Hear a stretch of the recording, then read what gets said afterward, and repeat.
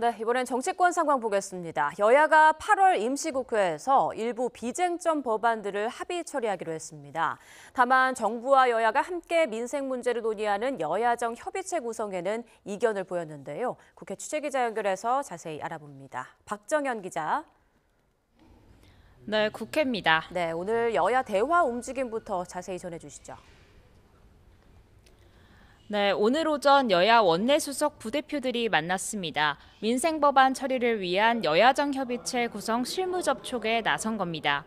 20분가량 회동 뒤 여야는 구하라법이나 간호법 등 쟁점이 없는 꼭 필요한 민생 법안은 상임위를 거쳐 8월 중 처리하기로 뜻을 모았다고 밝혔습니다.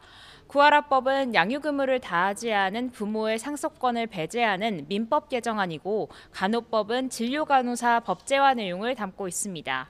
다만 여야정 협의체 기구를 두곤 이견을 좁히지 못했습니다.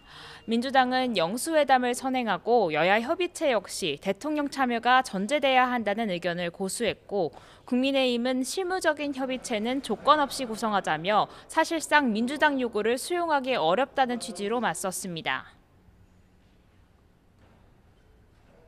우리가 통과시켜야 되는 법들을 정말 간절하게 기다리는 우리들의 국민들이 있습니다. 그렇기 때문에 저희 국민의힘은 아무런 조건 없이 단서 조항 없이 여야정 실무협의체를 만들어서 지금 국정의 난맥, 여야의 문제에 있어서 가장 큰 문제는 저는 대통령의 리더십에 있다고 보는 겁니다. 그러니까 대통령이 확실하게 정말 국가 위기를 극복할 수 있는 진정성 있는 모습을 보여줄 때 이것이 이루어지는 것이다. 협의체와 별개로 여야는 각자 민생 입법 논의에 시동을 걸며 주도권 다툼을 벌이는 분위기도 엿보입니다. 국민의힘 한동훈 대표는 아침 최고위원회의에서 에너지 취약계층 가구를 대상으로 전기요금 추가 지원 방침을 밝혔고요.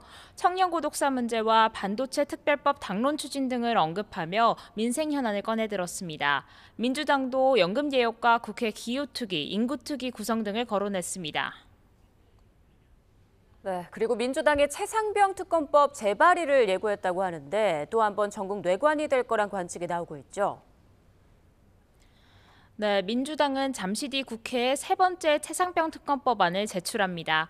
앞서 민주당 박찬대 원내대표는 오전 취임 100일 기자회견에서 특검은 진실을 밝히기 위한 필수 불가결한 수단이라는 점을 강조했습니다. 이번 특검법에는 이종호 전 블랙펄 인베스트먼트 대표의 임성근 전 해병대 1사단장 구명 로비 의혹을 수사 대상에 추가하는 등 이전보다 강화된 내용이 담겼습니다.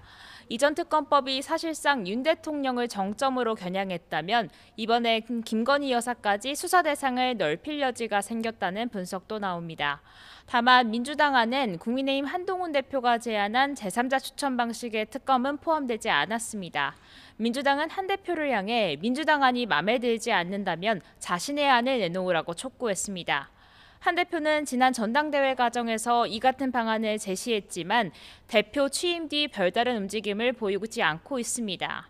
한 대표 역시 어제 기자들과 만나 민주당이 특검이란 제도를 타락시켰다고 비판했을 뿐 특별한 계획을 밝히고 있진 않은데요. 그동안 국민의힘 내부에선 특검을 먼저 발의하기보단 민주당 안을 검토한 뒤 대응하겠다는 기류가 강했는데 당내 분위기 변화가 있을지도 관심입니다.